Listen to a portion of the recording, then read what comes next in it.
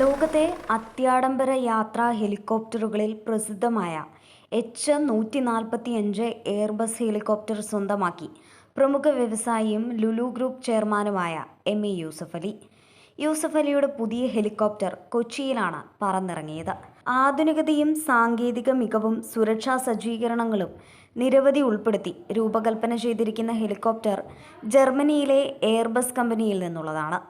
ലോകത്ത് 1500 എണ്ണം മാത്രം ഇറങ്ങിയിട്ടുള്ള H145 ഹെലികോപ്റ്ററാണ് MA യൂസഫലി സ്വന്തമാക്കിയത്. 4 ലീഫുകളാണ് H145 ഹെലികോപ്റ്ററിനുള്ളത്. പ്രത്യേകതകളിൽ ഒന്നാണിത്. ഒരേ സമയം 2 ക്യാപ്റ്റന്മാർക്ക് പുറമെ 7 യാത്രക്കാർക്കും സഞ്ചരിക്കാൻ കഴിയുമെന്നതാണ് മറ്റൊരു പ്രത്യേകത. 785 കിലോവാട്ട് കരുത്ത് നൽകുന്ന 2 Safran HE Ariel 2 C2 turboshaft engine ഉണ്ടാകും. മണിക്കൂറിൽ ഏകദേശം 246 കിലോമീറ്റർ വേഗത്തിൽ സഞ്ചരിക്കും. സമുദ്രനിരപ്പിൽ നിന്ന് 20,000 അടി ഉയരത്തിൽ വരെ പറന്നു പൊങ്ങാനുള്ള ക്ഷമതയാണ് മറ്റൊരു പ്രത്യേകത.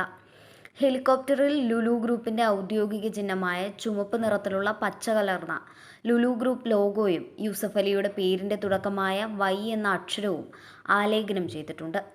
2021 April 11 Lulu group chairman MA യൂസഫലിയും കുടുംബവും സഞ്ചരിച്ച ഹെലികോപ്റ്റർ കൊച്ചിയിൽ ചതുപ്പിൽ പതിച്ചത്. അന്ന് ലേക്ക് ഷോർ ആശുപത്രി വഴി നാട്ടിലേക്ക് പോകും വഴിയായിരുന്നു ഹെലികോപ്റ്റർ അപകടം. 2 പൈലറ്റുമാർക്ക് പുറമെ MA യൂസഫലിയും ഭാര്യയും അടക്കം 4 യാത്രക്കാരായിരുന്നു ഹെലികോപ്റ്ററിൽ ഉണ്ടായിരുന്നത്. ഇവർ അത്ഭുതകരമായി രക്ഷപ്പെടുകയും ചെയ്തിരുന്നു.